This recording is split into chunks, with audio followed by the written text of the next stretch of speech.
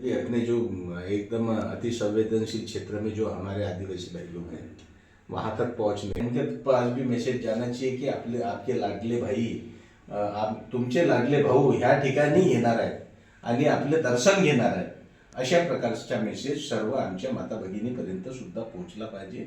याच्यासाठी आपण सर्व यंत्रणा कामाला लावा. बरं. नक्कीचपणे आमचं ठरलं आहे की आदरणीय शिंदेसाहेबांच्या नेतृत्वामध्ये आम्ही काम करावं आणि शिंदेसाहेबांची शिवसेना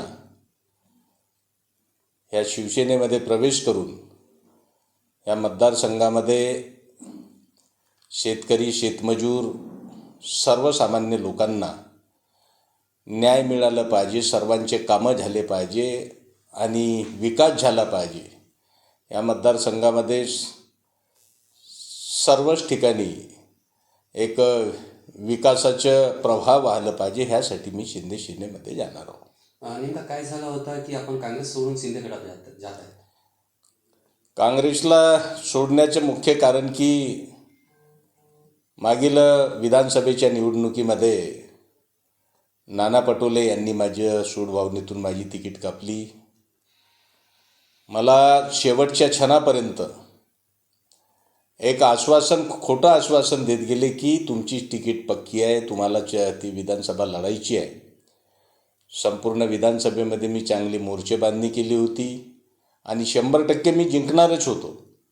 अशा परिस्थितीमध्ये ज्या व्यक्तीला कोणी ओळखत नाही, ज्यांच्या पक्ष संघटनेमध्ये कुठल्याही प्रकारचा सहकार्य नाही किंवा त्यांचं घेणं देणं नाही, अशा व्यक्तीला तिकीट देऊन माझी तिकीट कापण्याचं काम नाना पटोलेंनी केलं.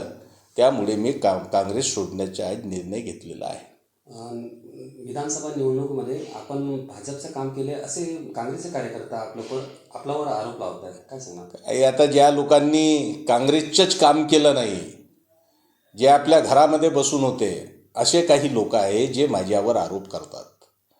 मी जेव्हा माझी तिकीट कापण्यात आली तेव्हा मी खूप व्यथित झालो. माझ्या मनामध्ये एक असंतोषाची लाट निर्माण झाली.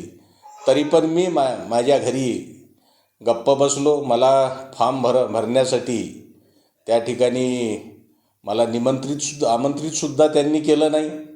बॅनर पोस्टरवर माझे फोटो टाकलं नाही. तरी पण मी पक्षविरोधी कारवाई न करता मी कार्यकर्त्यांना सर्वांना सांगितलं की आपण पक्षाचं काम करावं. आपण पक्षानं ज्याला तिकीट दिलं त्याचं आपण काम करून त्याला जिंकवण्यासाठी आपण सर्वांनी मेहनत घ्यावं, अशा प्रकारचं सर्वांना आव्हान केलं. आणि 23 तारखेला रिझल्ट लागणार आहे. त्या 23 तारखेच्या नंतर मतदारसंघातली परिस्थिती कशी असो, उमेदवार जिंको नसो, तरी पण आपण इथल्या कार्यकर्त्यांना बळ देण्याचं काम करू, इथल्या ह्या विधानसभाचं काँग्रेसचं नेतृत्व करू, अशा प्रकारची भावना कार्यकर्त्याजवळ व्यक्त केली. कार्यकर्त्यांना दिलासा दिला. कार्यकर्ता खचलं नाही पाहिजे, अशा प्रकारची कार्यकर्त्यांना मी ताकद देण्याचं त्यावेळेस काम केलं. पक्षप्रवेशाचा मुहूर्त केव्हा? नक्कीचपणे आमच्या साहेबांसोबत 20 तारीख ठरलेली आहे. पण समजा साहेबांच्या व्यस्त कार्यक्रमामुळे पक्षप्रवेशाचा मुहूर्त 1-2 दिवस पुढे जाऊ शकतो.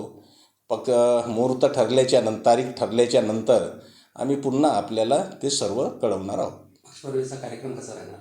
पक्षप्रवेशाचा कार्यक्रम हा भव्य दिव्य राहणार आहे.